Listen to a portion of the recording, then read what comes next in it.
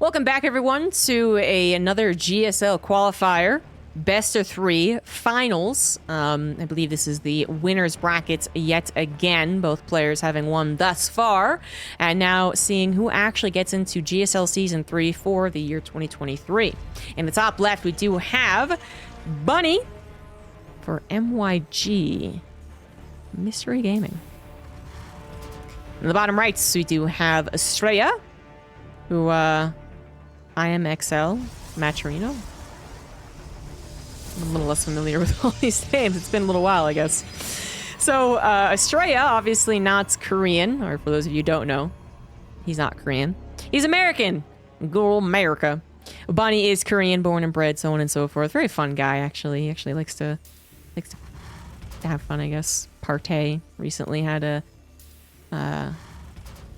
No, that was actually longer ago. The most recent arm injury that I was thinking of was actually Cures. So this was like, there used to be this thing where all the Terran players would have like RSI or problems with their wrists. And now in the last year, it's been they just straight up like breaking bones in their arm. Hold on here. What's going on? Sabotage? Anywho. But Astrea, a little more of a, he's a reserved kid, kind of growing into his own as he also became a pro gamer in StarCraft 2. He was initially known as a promising North American semi-pro who did weird stuff. That's really why he was first noticed, I would say. Yeah, there was talent there, of course, but there was also just a lot of weird play, so people enjoyed watching him. He definitely came in with his own idea of how to play the game, but also, I would say more importantly, he came in having fun. Not that, everyone else is just hating their day job playing StarCraft 2 all the time. It was just more of this kind of thing where you could tell that some people said, this is the best way to get better. This is the best way to actually get to the top. Playing a lot of the same thing over and over again. And Astrea was like, yeah, I know how to do that, but what if I also build 4 proxy robos and kill you? I'm like, okay, fine. That was years ago. Then he really ascended, went to Korea multiple times, and obviously is back in Korea because you do have to be there to actually join up for GSL, and then you have to commit for at least a month at this point to actually, in case you win the entire thing. You have to be there for every studio day. But we're done with the backstories for both players, in which I didn't even really get to go into bunnies, because we have a proxy gateway coming up, to double check that. We do have a proxy gateway coming up very early on in the game. And Astrea does not look like he's having a good time as it gets found out immediately. Bunny now with a bunker building, command center finishing, and Reaper actually doing quite a bit of damage to this pylon. Should not take any damage from this proxy gateway. Astrea is trying to make this a 3 gates initial start to TvP, something that I would say Max Pax has definitely popularized. Again, it's always hard to determine who has actually come up with what. And as far as this particular opener, I'm not sure, because actually, again, going back to my original point, Astrea has always been a bit of an interesting, weirder player. Too weird and not as mechanically sound back in his early days, 5-6 years ago, but now he's pretty freaking mechanically sound, a lot of comeback opportunities, and is a little more in line with the expected. But whenever he sees something that's interesting and new and different, he will absolutely try and copy it and improve on it and differentiate himself with it. So yeah, I mean, it's something we see absolutely Max Pax do quite a bit, but Astrea would be the second in line if you asked me who would do this. I'd be like, well, Max Pax, Astrea. That's how it goes. And I'm sure Hero will eventually adopt this as well, as it is aggressive. This Mass Adept warp in with it, though, is a little bit different. Usually, and this might be because of the way things have started here for Astrea, we would have Max Pax actually try and do a more poking early on with Stalkers. But Mass Adepts, it is almost like a PvP opener. They are killing a handful of SCVs. Again, no overlay helping out here. 2 so far have gone down. Not nearly enough for the committal here from Astrea, who not just committed to all of those Adepts, but then also committed to the early proxy gateways, hitting his economy a little bit, but then also, more importantly, hitting his technology advancements, only recently getting up to that robo and finally starting his robotics bay. Something that Bunny also gets in here and scouts, which is absolutely wonderful for him. His scouting has been on point, his defense has been on point, and this game overall has been on point for Bunny. who I wouldn't say is coming in as the favorite just because we have Korea versus non-Korea. But as this game starts up 4.5 minutes in, I can say for this game, Bunny is the favorite to win. He really seems on top of things as he also gets a drop across the map. Sorry, I didn't even notice he picked one up. Cyclone come along with it. Now the Warp Prism Micro coming in really handy here. Probably not what Astrea was initially thinking of doing, but really handy against the Cyclone lock-on. And that does stop a little bit more of a snowball effect. 2 Stalkers would have died without that Warp Prism Micro. And then maybe a handful more probes. Probably more like 5 probes went down instead of just the 1. At least. But here's a couple more probes killed. Bunny just taking advantage of what is clearly going to be an immobile Protoss player as he scouted the robotics bay. He knows that Blink is a far thought away. Not going to happen anytime soon. And even if it did, I mean, number of Stalkers available this early on, not something to really worry about. So Bunny really slam dunking this first game. Now Astrea, as I said along my backstory for him, is also really, I think, well known for making comebacks happen. And that, I think, combines that's somewhat because of his unorthodox style and the way that he came up as a pro gamer. I mean, first of all, there's a certain stubborn streak that can be involved for those types of comebacks. Warp Prism barely lives.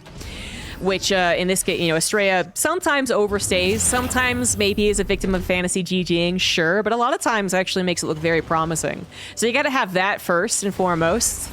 You're not just an early tapper, right? You're not Nidra. Warp Prism finally goes down. But then you also have to be thinking of very outside-the-box ideas, try and bring a comeback in. So, for instance, a Warp Prism aggression when others would not. Possibly high risk, high reward. In that case, it was just high risk, almost no reward from that attack with the Warp Prism. Bunny keeping that Cyclone alive, obviously getting all of his Marines up from the barracks production, and even having a Raven. Just not gonna have trouble with the Warp Prism. And that Raven also coming in really clutch in case Astrea got to do what I am imagining his full plan was, which was to early aggress with the Adepts. Medevac Scout's looking a little awkward, but it does scout the intentions of the Protoss, so still probably worth it in a way. But yeah, aggress with the Adepts early on, get the Terrans stumbling, take no damage to a counterattack, and then follow up the Warp Prism harassment with a Warp Prism Colossus attack, you know, an actual attack to the front lines. And a Raven would have been crucial if that had gone all according to plan. At this point, it's still a very important aspect of Bunny's army, but it kind of feels like a cherry on top of an already very good game for the Terran. But obviously 2 interference mages is going to make things a little bit easier. Astrea did go for a relatively fast Templar Archives, pretty much purely to deny the Raven interference matrix. However, he's going to be out of position. Drop in the main base from Bunny draws the army away. Raven is not going to get an interference matrix, so it's one thing going well, but they should turn their Archons at this point. And 2 Colossus might be able to hold the day here. Immortal also helping out against the Marauder and the tank here. The High Templars are still not merging. Oh. I don't know how they're not dead. They're very fortunate not to be dead. Bunny only coming in with 1 tank as opposed to getting his reinforcements here. Imagine if 3 tanks were sieged and blasting away on that army. Nah, man, forget about it. 2 tanks do siege up on the high ground, and then we'll see how effective they are. Take out the High Templars. That, again, could have been an Archon. That is a big mistake from Astrea. And the tanks might go down. They certainly did a good job kind of covering the retreat, as well as taking down some expensive units. Again, those High Templars. I mean, I was wondering if the reason he was so intent on not doing it was because he planned on using them for Storm. Because I think Astrea is certainly capable of noticing 2 High Templars running with his army. And the only reason you wouldn't move in Archons is because you were thinking Storm could be coming up for a swift 1, 2, 3 punch. Defend, counter, contain, attack with Storm and Colossus. But Astrea's probably very good overall plans have really not been coming out perfectly. Bunny has stepped all over him at every opportunity, and while he was forced to disengage, he didn't just straight up win right there attacking into the 3rd base. Bunny still holds on to a very good army supply lead, also has an upgrade lead as Astrea has entirely did without upgrades. With all this technology he's getting as well as a solid economy, there's got to be something. You know, you got to pick and choose in StarCraft. Economy, army, upgrades, technology. And Astrea has only now decided to go into those upgrades, trying to make up for lost time as he does grab a 4th base, hoping to be able to afford this as well as continue reinforcements. He's double forging it, but he just lost a Nexus, so not going to be able to afford a lot without that Nexus up and running. Bunny with the snipe and the successful retreat, once again catching Astrea out of position, which really has been some of the worst problems for Astrea in the last 2 minutes. Had he been in position against this attack, it might have even gone better, for instance, and the counterattack would have been smoother. But he was distracted by the main drop. Astrea doing a wonderful job hanging on. Don't need to talk about him forever, but he has been the one initially going for the aggression. Great storms, fantastic. And then he's the one that's on the ropes. So just excusing what I'm certain is looking like bias right now. Bunny is just playing a lot more of a standard game, trying to tie up all the loose ends and actually get that delivery on the killing blow that he knows he should be able to get, but he also knows how wily the Protoss can be, especially given some of this high technology, which has the vulnerability of not having as many units. So sometimes it's vulnerable to harassment and multi-pronged attacks and big ol' concaves. But Astrea so far has managed to avoid the problems of his style of play and hung on because of it. So a couple of great storms, SCV line getting obliterated by storms there too. It ways for him to buy time and take better engagements than he ought to. But he's still down in army supply. He's still missing Blink, which I would still say is a crucial upgrade, even as Bunny does not go for any drops. Now he's Vikings. I mean, Astrea can't really control the map very well, trying his best to do so with a forward position of Storm and Colossus, but there's EMPs and Vikings, so you do have the 2 more direct counters available for Bunny alongside a very good army supply. Zealot run-bys. Again, tickets to try and get back into this game, buy as much time as possible. But oh man, 3rd time. Astrea caught out of position. No time, no resources to build up the observer count to try and get on the map. Will not be able to defend this 4th base. The tanks are sieged up. The Vikings are in position. The EMPs are coming down, but a couple of storms went down too. Actually, that last storm on a very injured army. If there was one more and Bunny would clump up, Astrea would still be able to have a chance, but not going to happen. And with the 5 tanks, sorry, not even 4, it's 5 tanks anchoring this push. Astrea probably would have had trouble dealing with that as well. All the charge lots that he created went for another run by, which is actually taking care of a lot of reinforcements. Not a bad trade if the rest of the game was even. But that is the unfortunate news for Astrea fans. The rest of the game is not even. Bunny is doubling the army supply, and while he might actually be starting to miss out on the upgrades, I'm not sure that's going to make up for 50+ army supply disadvantage. We also might have the main being in trouble. Yeah, depowering of the Colossus. And I'm sure that Bunny is looking for an opportunity to go in. Because I didn't really get to speak much about Bunny's personality and his play style, but besides being just a strong, competitive Korean Terran with intimidating praise in the StarCraft language, he's also very aggressive. And he will actually take some bigger risks. In this game, not so much a big risk taker. Another storm did injure a lot of his army, and his medevacs are out of juice, but Astrea really holding on to a thin line of hope here. This is a thin, thin thread, and it is fraying. And this is what he does. Like I said, occasionally falling into a bit of that fantasy GG, but you can see the promise. You can see why he believes, and he certainly has made big comebacks before, so I'm sure he doesn't forget about that. 5th Nexus that he had kind of stuck up here is found out, taken care of. And while that is some of Bunny's army on that side, this army is still going to be able to trade a little bit. More importantly, it's going to be able to evacuate. 4 medevacs coming out here with some army in it, and the army that just killed that 5th base is also rather intimidating. Astrea has taken a +2 armor lead here against Bunny's 1-1, but again, is that going to be enough? Charge lots really, I guess, being the most rewarded for that upgrade, and they will be good against the tanks, which Bunny has insisted on making. No Widowmines here to help out. But with an SCV pool, I do believe Bunny will make the hold happen. The SCV pool actually might be quite important. Here comes the rest of the army. There you go. Now it's a lot more one-sided. This is what I thought would happen. The rest of the army just had to come forward. GG. Astrea will finally tap out of game number 1. And Bunny will look towards game number 2 to finalize this winner's match GSL qualifier best of 3. If he can. Astrea definitely still has a lot to say here. In the bottom right, up 1, he is Bunny. In the top left of Gressfawn, we do have Astrea, who really had a plan. I think I saw the plan, I could be wrong, but I think the plan was the aggression of the 3 gateway opener into some warp prism harassment, into a combination attack with that warp prism harassing, going back to the main army and abusing the Colossus range as we see Protoss do, and many a PVT. Now, Bunny would have had, even without things going well for him in the beginning of the game, he would have had tanks to help kind of negate the Colossus range issue, which can be extremely important for Terran survival in those types of games. He would have had a decent amount of army, even if, again, he wasn't winning a lot of the early game.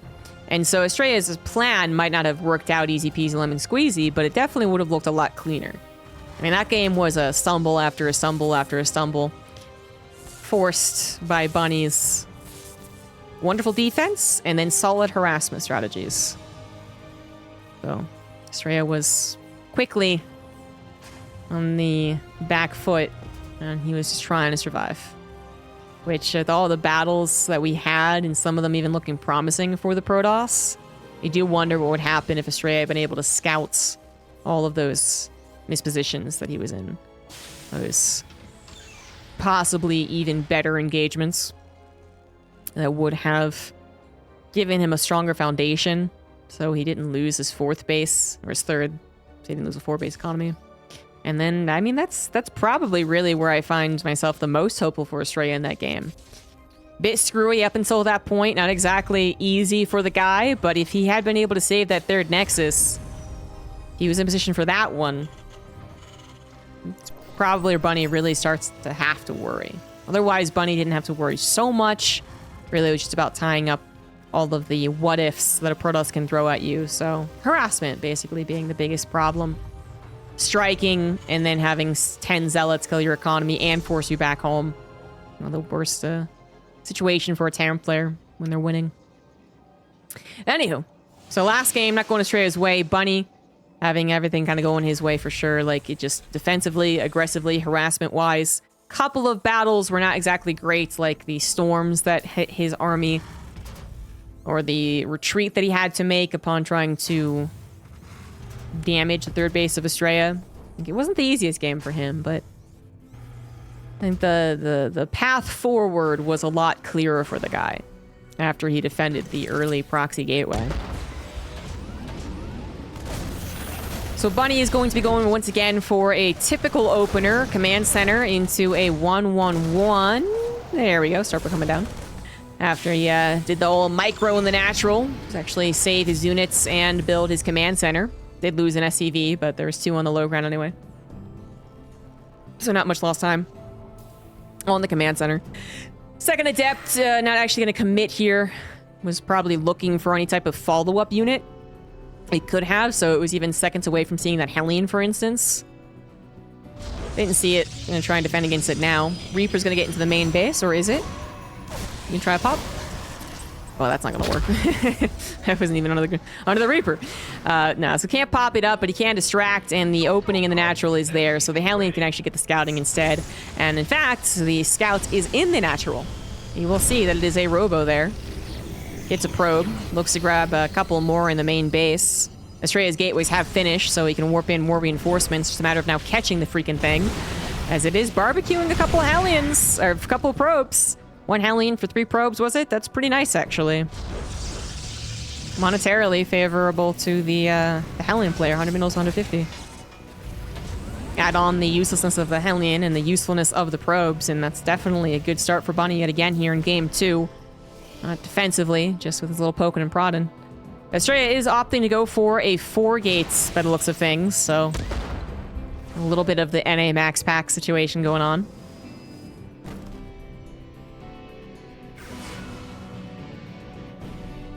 It is actually kind of funny. It feels like when it comes to the European Open Cups, it's like Max Pax does the 4-gate, and then that's the only guy who does it. A lot of the other Protosses, and I do cast a lot of PVT, actually just don't really go for it anymore. So I can't help but relate it back to Max Pax. Is Astrea as good with it? Maybe not. But it might still be good enough to win game number 2. A couple of Wood of Mines, not going to find so much success. Well, you could argue 2 pops and a retreat is a success. So it's not too bad for Bunny. Now he needs to focus first and foremost on the 4-gate defense. Already not as good as you would want. That tank's a little more vulnerable without some Sin City covering it. Just the Marines, which will be thinned out fairly quickly. SCVs are pulled as he realizes he's going to need a little bit more to help out here. And the Stalkers will be forced to evacuate. One does go down. Another one was awkwardly off to the right side, but the tanks are repositioning. Astrea's going to get another reinforcement line. Not going to be able to go after that bunker. He's going to be, however, able to go after the tank. Second tank was unsieged, adding in its normal DPS, which sometimes is good, but in that case, it definitely would have been preferable to have a siege tank on the high ground somewhere, blasting away. Bunny now coming back with his Widow Mines to support the defense is not often what you would see, but it does support the defense. Having to consider if the Widow Mine is there or not, already something that could trip Astrea up, and then having to use a blink against the Widow Mine could be a crucial part of the defense. Bunker does finally go down. Tank once again repositioning. Number of body units is starting to increase to a decent amount, but it's still only Marines, which are outranged by those Stalkers. And when that happens, maybe the Marines hold the line for the SCVs. The SCVs don't go down, but then they're trading themselves out, which means, one, you could have a snowball effect. More Stalkers than Terran. And two, you could actually have the 4-gate player macro pretty well after this, because you've just been cut so much in the army supply that even as your upgrades do finish, you don't really have a strong push. One of mine did pop off. A lot of splash damage, but still not a lot of dead Stalkers, just weakened ones. They also managed to grab a Raven, now going after what looks to be Stim, actually getting it too, and the tank. It's just too many Stalkers. They are all weakened, and the bio is looking for the opportunity to kill them all, but it's just not enough. SCV's trying to help out as well. The Marines temporarily targeted the Warp Prism, but there just weren't enough of them to actually get the kill there. And Bunny, I would say, has lost too much. The Stalkers, again, outranging many of those units. Focus firing the one they don't. Staying away from the tanks. Oh, the Warp Prism is going to go down! That one missile turret! Astrea didn't realize it was over there and actually put it into warp mode. Whoops-a-daisy. Okay, so Astrea might not be able to win right then and there, but Bunny lost so many SCVs in that defense. He's down half the workers of his opponent. So while Astrea did commit a lot to this, there's a lot of warp-ins as opposed to fitting in that 400 mineral nexus, he's still going to have that much better position to macro out of. It'd be different if Bunny did not lose 28 SCVs, 30 in total, yeah. Seriously, if he actually had 10 more SCVs, he only lost 20, not 30, I would actually still give Bunny a really good chance to come back because Astrea took so long to macro out of the 4-gate. But this, the terrible economic situation plus a trade on the army, so it's not just an overwhelming bio force. Yeah, I think Astrea is going to be able to win this one. A couple of tanks getting some shots on more Stalkers, though. It is always nice. Stalkers very expensive to replace while you're trying to build up better units. The Stalkers are not going to cut it if they're the only thing on the defense of this third base, after all. Warp Prism comes in with 4 fresh Stalkers to grab even more SCVs and distract by time, and that alone has already been amazing for Astrea. If there was a tiny chance that Bunny's counter as soon as Stim and Combat Shield's finished would actually do something, now it's just no chance. And now, one medevac is almost going down. 2 Stalkers went down, and the medevac did not, so technically good for Bunny. But now his kind of plan has been revealed, and Astrea also, again, getting all that crucial time to build up to at least charge, but also the Colossus is on the way. Feels like he doesn't even need the Colossus. And this turned actually kind of awkwardly. Astrea might have needed the Colossus, to be honest, if this was more of a direct fight. +1 is done for the Terran. More army was coming forward.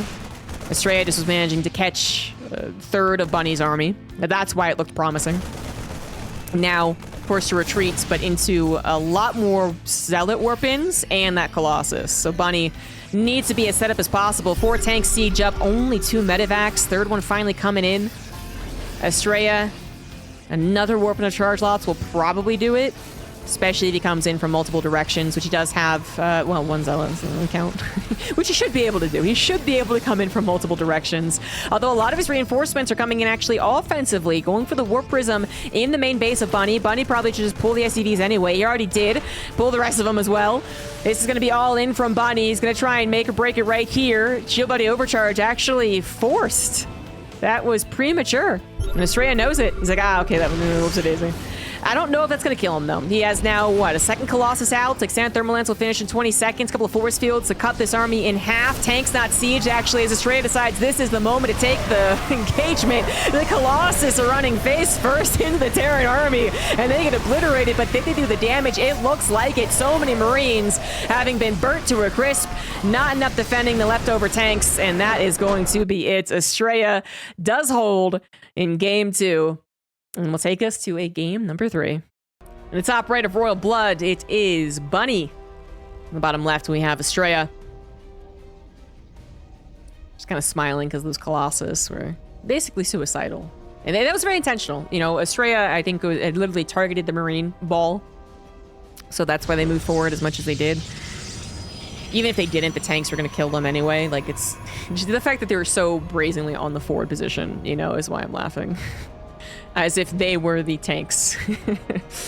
But it was just about getting all of that output, DPS as much as possible. That dynamic that can happen with Colossus, which, you know, whether it's tanks or Vikings, there sometimes is a case where the Protoss player just has to acknowledge they're going to die. And it's a case of whether they do the damage to, most likely, the Marines fast enough. And they certainly did. It looked very, very close at the final seconds of the last game. As far as the battle itself, very few units left alive for either player. The overall supplies, of course, heavily favoring Astrea. 80 supply difference. He had Nexus to lose, probes to lose, reinforcements to warp in. Just absolutely no chance for Bunny to win that one. And he knew it, and I think he knew it as soon as he kind of mishandled the 4 gate. Once he lost 30 SCVs to the 4 gate. He was already probably slouching in his seat a little bit. And then when his stim and combat shields also got denied, I mean, that's the real slump right there. You're like, ah. But then you also try and set up a plan for that one attack that might still be well-timed enough to work, and then you get distracted by War Prisms and Zealots and Stalkers. It's painful. Again, whoever wins this will be heading into the GSL Season 3.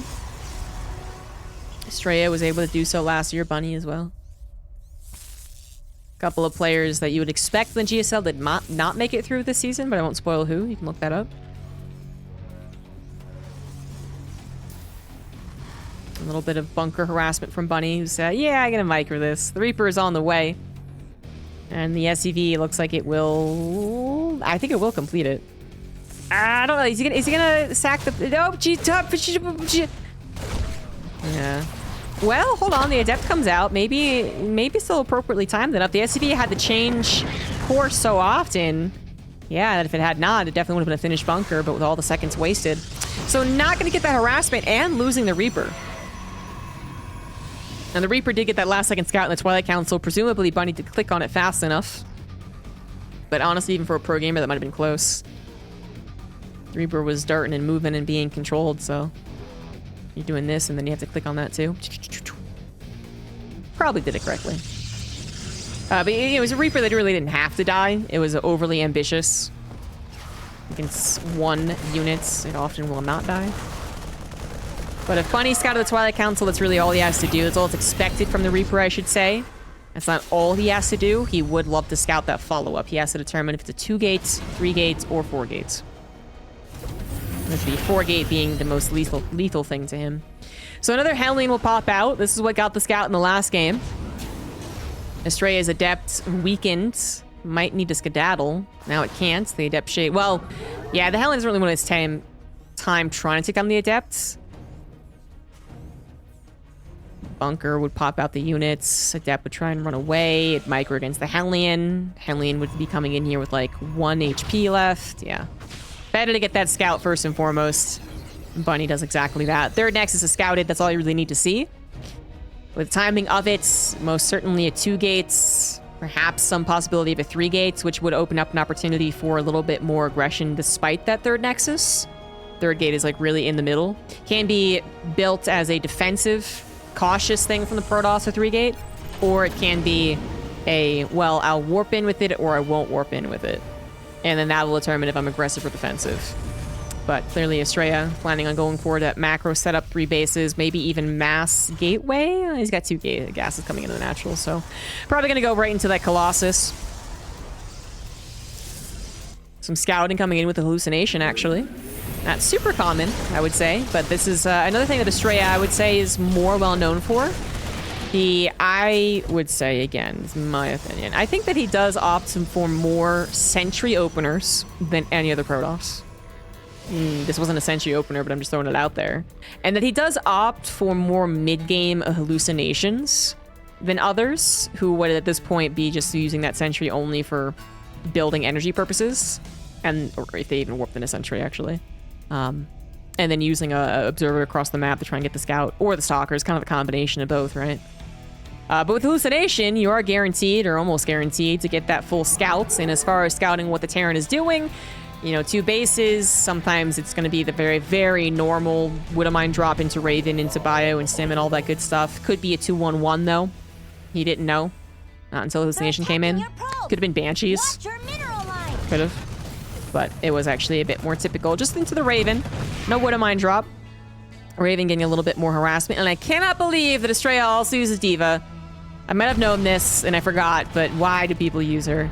I've been asking this question for like 7 years. She's a little less annoying in Korean, and it's possible that Astrea is playing with the Korean StarCraft 2 client. Why? Because it's cool. No, I'm serious, actually. That's kind of one of the reasons that people would do it. Astrea might be also looking to like learn the language a little bit. But honestly, a lot of the times, especially early on in the years of StarCraft, when it was the new hot thing, using the Korean announcer packs, or the they weren't called announcer packs back then, just language packs. There we go, language packs. So cool, man. Anyway.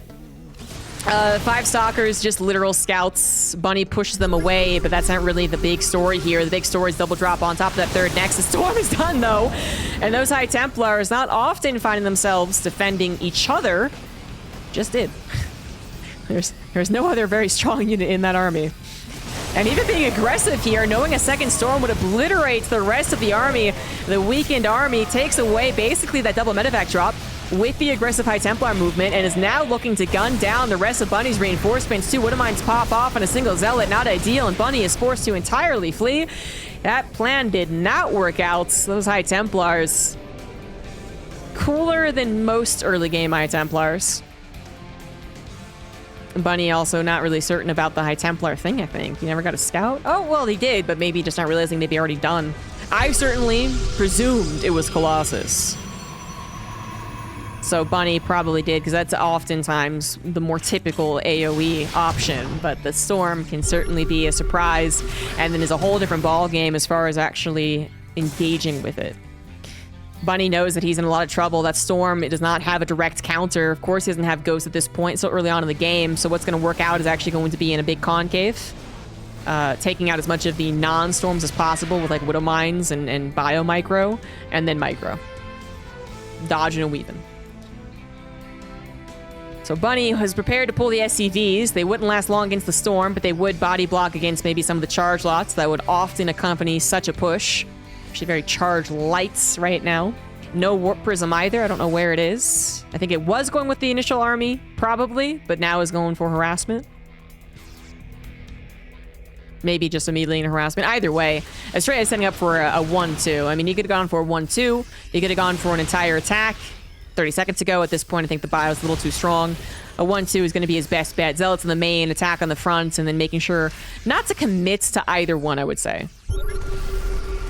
He is no longer having the power spike that he did, you know, now 60 seconds ago, where Storm was brand new and the army was very low and the reinforcements had yet to come in. But Bunny is on 3 bases, 5 barracks, so he's pumped up the numbers of the bio. And it's a good size. Good army supply, actually even army supply. But now it's entirely in the main base. Ghost Academy was stalled out. Very intentional there from Astrea, but the Warp Prism did die, I believe. So, no longer something that Bunny has to worry about, and it looks like kind of a blessing. There were no SCVs at the 3rd base. They were pulled away. I was wondering if they were even created in the first place, actually, but I guess they were just pulled away. Good on Bunny to notice that while also deflecting the main, but also having to worry about the main army. Now, the Storms might start to have more of a direct counter as the Ghosts spill out. Still not here yet, though, but those Colossus are a new threat. No tanks here to help out range-wise, and no Vikings as of yet. 8 Medivacs makes this a very healthy bio army that is looking for the opportunity to get that concave, but 2 Colossus gonna definitely get a lot of damage done without taking damage themselves. Now, no extended thermal lance. They're a little bit close to those Marauders, but the Marauders were awfully bulked up, and the Colossus beams plus the Storm means that they got very, very injured. Thankfully, they are Marauders, and they do live through that just barely as Bunny holds the line. 1-1 upgrades also finished for our Terran player as Astrea works on his 2-1 still. Decides to back away. Has not found that one punch through the midst of the Terran bases that he was looking for, probably. He was aware of the possibility, but also aware that if he chose the wrong moments, he would be completely surrounded and lose all of these high-tech, very, very expensive units. So it's a dance at this point. A couple of Vikings added in is something, but still, 2 Vikings against 4 Colossus. A lot of damage output that Bunny's just going to have to live with. Just have to survive through. Medivacs and Marauders. There you go. EMPs are available, so the High Templar is not as threatening as they once were, but now we're also getting into Disruptors, that magical third AoE that really solidifies the Protoss defense. Astrea also going for some harassments while trying to defend back at home. EMPs blanket his army, it's a little disturbing. The Colossus are actually going to engage offensively. They still do not have extended thermal lance, so that makes it a little bit awkward. I mean, Astrea's not wrong to try and use their range and get the free shots when he can, but without that extra range, he has to be very careful. And he wasn't. He lost a Colossus. Bunny gonna hold, I guess, offensively for a little while yet as he is dealing with the Zealot run-bys. It's, you know, it's kind of scattered, though, and it's certainly stopping his reinforcements from coming across the map, giving Astrea more time to build up his army once more. Finished up some of these upgrades, too. Did finish 2-1, so he's an upgrade lead. Now working on 3-2. 2 more Colossus with him, a total of 5. There's still no really strong direct counter to them, so I think that's actually pretty okay. Usually 3 is even a great number. Maybe 4. Hardly ever 5, but in the situation, I think it was going to work out. Disruptors also would have been very good to have. But 2 seem to be the number that Astrea wants. That Storm and Colossus beams. Bunny just cannot move up this ramp. He's been here forever, and he has not made any successful strides. He has instead actually just lost a lot back at home. Bunny thought he had a moment, and maybe he did, a moment. But it took him so long to actually even try and get up that ramp, and then there was still so much insistence on the warp-ins from the Warp Prism. Bunny thought he had taken care of it, but it was never really all solid back at home, and 3rd CC now lifted. He might as well pull the SCVs again. Astrea has gotten up to 1, 2, 3, 4, 5, 6 spaces. 6 spaces on the way. He's feeling that confident. He's almost maxed out after all. Whereas Bunny is at a measly 129 supply and can barely get any higher. This is going to be it. 20 arm supply difference. Favorable for Astrea. Upgrades as well. EMPs do hit the majority of the Protoss army, but there's still so much left over. Just the damage output is incredible. And Bunny is not going to be winning this particular match. He does have 2 more chances to get in the GSL Season 3. He's got the lower bracket here, and he has round 2. So it's almost assured. But it looks like the foreigner, the non-Korean, will be breezing through the first brackets and qualifying into Season 3 of the GSL. There you have it. GG Astrea. At least one representative of the non-Korean scene here. We'll see if others join in. For instance, Scarlet has also chosen to attempt to qualify. I will not spoil whether she did or did not. As far as other foreigners, State gave it a go. State gave it a go. Used to be one of the most promising foreigner players, so that was like 10 years ago at this point. Now, just to commentate. Such a great guy, though, seriously. I think that's actually it, though. We do not have as many foreigners participating. Special, I guess, not getting the opportunity, for instance. So we're just dependent on Astrea and Scarlet. Astrea does make it through, as you've witnessed here now. And I will be casting the Scarlet games later on. So thanks for watching, guys. More GSL qualifier matches to come.